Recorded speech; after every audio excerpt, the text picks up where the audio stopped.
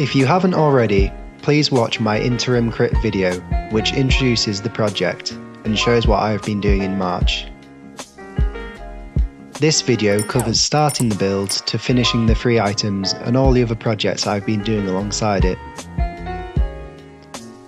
Despite being robbed of my final term at university, in some ways I'm thankful for doing this project in quarantine.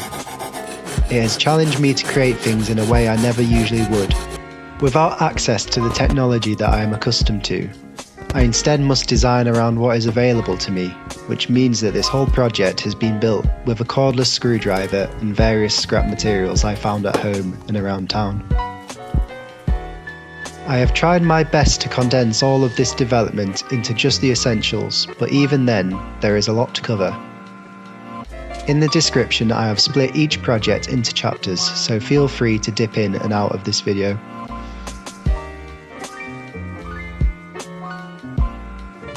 As of the last video, Craps for Claps was technically working, but didn't look or sound like how I wanted it to. I am now using an IKEA drawer to house the electronics and mount all the parts. I am also using a motor shield for Arduino, which means you can just plug in a DC motor and it can control the polarity and speed. This eliminates the use of various transistor components and complicated wiring, making the whole thing more compact and reliable.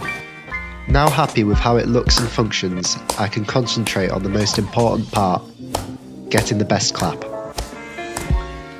The two components of this clap are the material that spins on the motor and the material above it that receives the clap. I have found that to get the best results, the material on the motor needs to be lightweight and not stray too far from the axis, as that slows it down too much.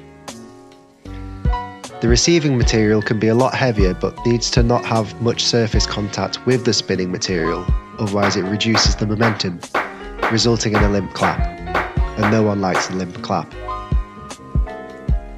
In search of the perfect clap, I spent the next 2 days changing the two different materials.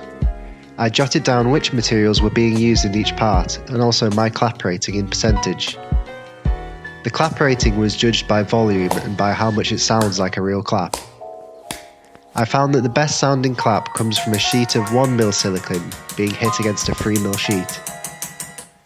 Although this made a good clap, I feel that without any prior context, the audience would struggle to understand what is going on, as it doesn't look like a clap. I then began looking into what makes a good clap and looks like a hand clapping. The following footage is the different claps I created along with my rating.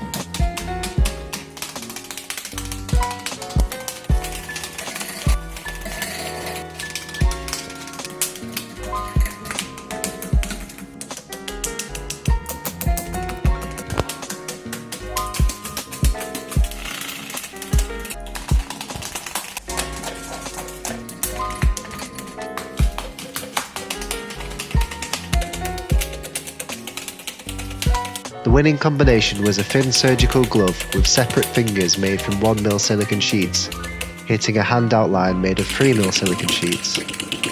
To see it in action, check out my video titled Craps for Claps.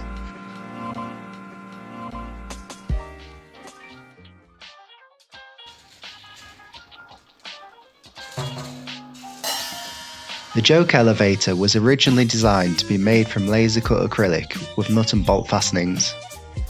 This means that once the design is finalised, I could make several rapidly if needed, and also take it apart easily. Its form takes a lot of inspiration from designer Ashley Pigford's piece, "This Machine Kills Fascists." In particular, the way he opts to make the machine have a few human-like touches, such as giving it a head made out of a speaker, or playing an actual guitar instead of just using the strings. Although this makes it harder to design and build, I believe these human-like features give the machine a personality and helps the audience to understand it. Due to lockdown, I have had to scrap the laser cut design and instead followed the IKEA style used for Craps for Claps. This one uses two large drawers put together, which sits on top of a smaller jewellery drawer. However, the main difficulty I came into during this project was not the body, but the electricity.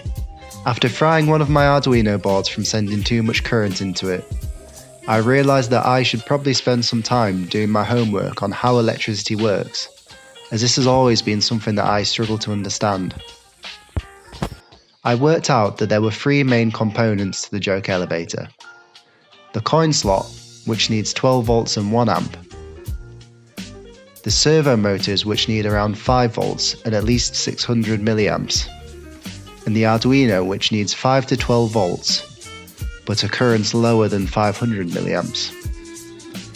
This means that the Arduino could use the same voltage as the coin slot or the servos, but just needs a lower current going into it.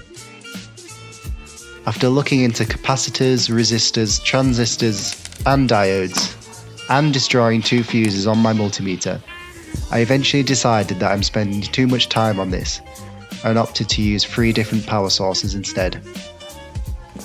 The final video for this can be found under my Vimeo under the joke elevator. If this piece gets chosen to be displayed at Degree Show, I shall try to get in touch with someone with more knowledge in electronics so it can work off just one cable. I would also like to create some way of it knowing that it has hit the instrument so there is a degree of freedom if anything becomes out of place. I think the best way to go about this is to place an end stop somewhere on the drumsticks, similar to what various CAM machines use to know when it has reached the axis limits.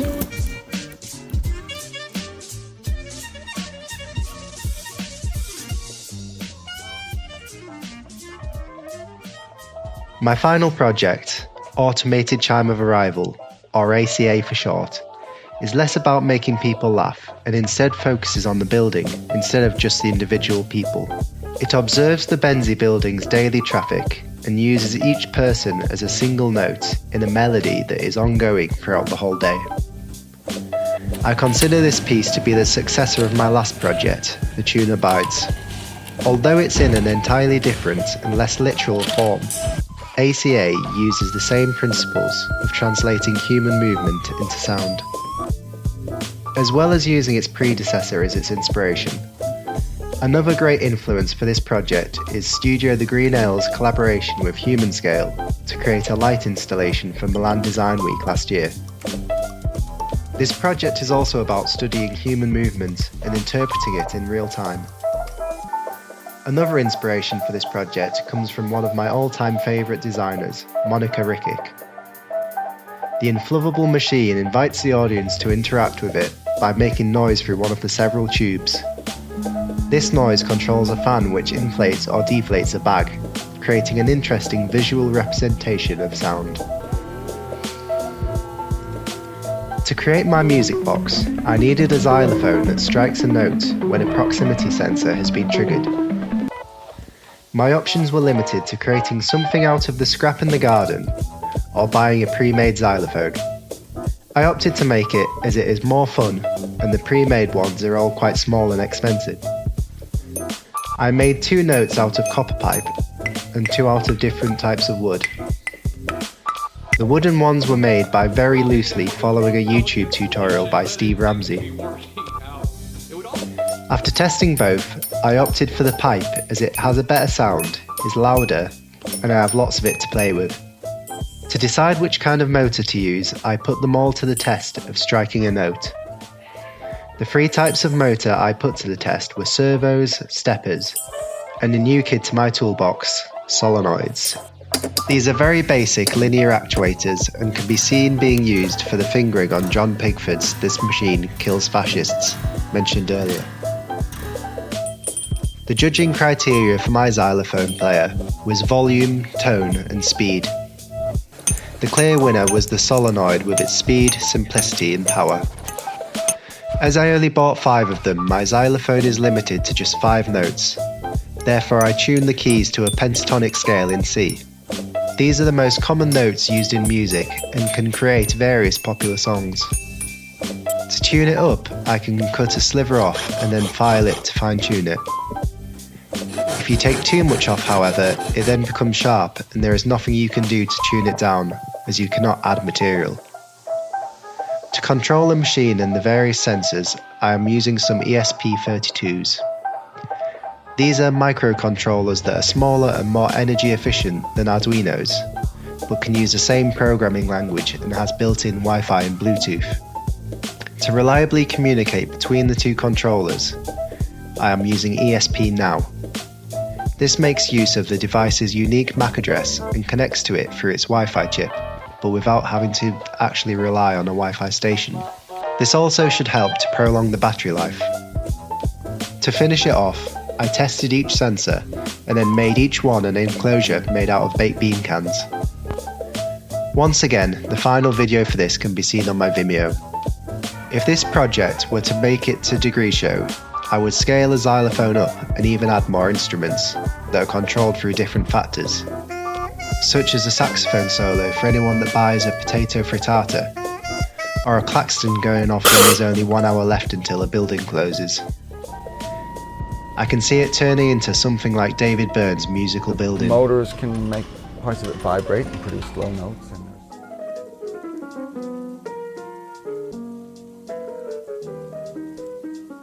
In this chapter, I will very briefly be going over some non-university related freelance jobs and competitions that I have undertaken during Unit X. I am putting this in my digital sketchbook because Unit X is all about collaborating with other artists or taking on commissions with real-life briefs and deadlines, and these jobs portray that exactly. The first of which was for mental health charity 42nd Street. I got to know them last year when we held a one-day long exhibition there for our project, XYZ. They got in touch in April and offered me a brief job to create something that they can display that promotes the links between creativity and mental well-being. As an artist who struggles with the stereotypical creative mediums like painting and drawing, I decided to list some other activities people can do to express themselves. I started by making a poster, but I didn't think it was speaking out enough, so I moved to animation instead. I quickly drew up a storyboard which involved these activities being done, with smooth transitions between them. It consists of 3D animation done on Fusion 360, 2D animation done on Adobe After Effects, and the whole thing was compiled and edited on Premiere Pro. The charity loved it and are currently using it on their social media. They have also asked me if I would like to take part in a research project over summer. This year I have started doing web design for people. During Unit X, I got 2 jobs from individuals who got in touch with me after I posted a video of my website on Instagram. The first was for a local collage artist and graphic designer, Kerry-Ann Cleaver. She wanted a punky Dada style site that reflects her work but doesn't take attention from the art itself. As Kerry is fascinated by typefaces, I created a feature where she could drag and drop her favourite fonts, and they will be displayed at random on the homepage.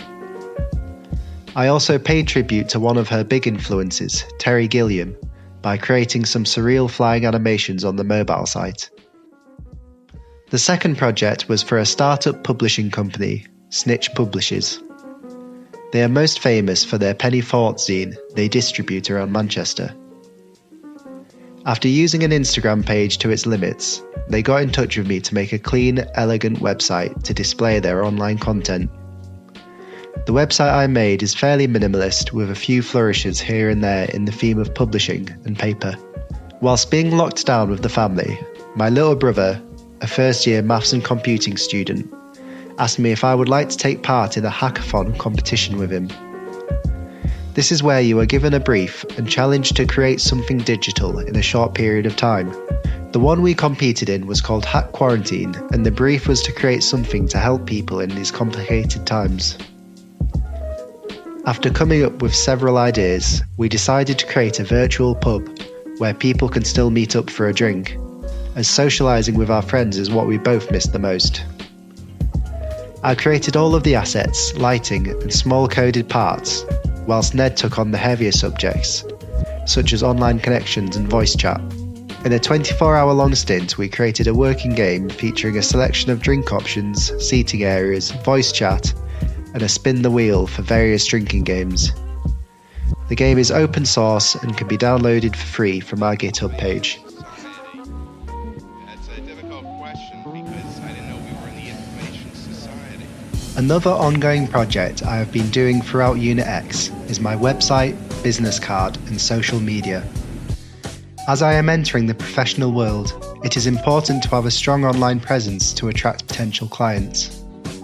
Inspired by terrible websites made when the internet first became mainstream, I designed an alternative 90s themed site that features some retro pop-ups that directs users to my social media. The website then morphed into a solar system, featuring orbiting planets for each one of my projects. This concept came from the Space Jam website which I used to go on as a kid, and hasn't changed at all since 1996. I always wanted it to do more and be more interactive, which became the challenge for this website, along with creating something unique and memorable. The mobile version is similar but uses the phone's gyrometer to direct a spaceship around the solar system. Once I was happy with this masterpiece, I stepped back and realised that the website doesn't actually have to be my personal website, and perhaps potential clients will not see how cool it is and just think that it's not user-friendly. Over just 2 days I developed a new website, one that is a little easier to use and shows off my work in a better light. Its main feature is a single colour background that changes size, position and colour every time you click or hover over something. This developed from a phone background I made a few months ago to try and discover different layouts and colour schemes. I find it interesting how different a page can look just from one rectangle's placement and colour.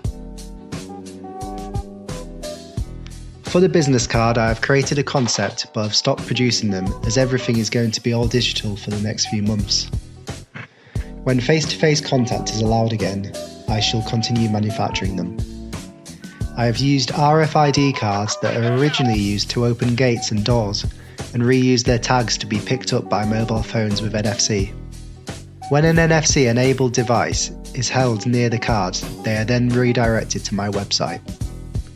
As the card is made out of plastic, I couldn't print onto it and therefore engraved my details on it with a laser cutter. Following the retro theme, I recreated a window from a 1980s Macintosh that was the first computer I ever had access to.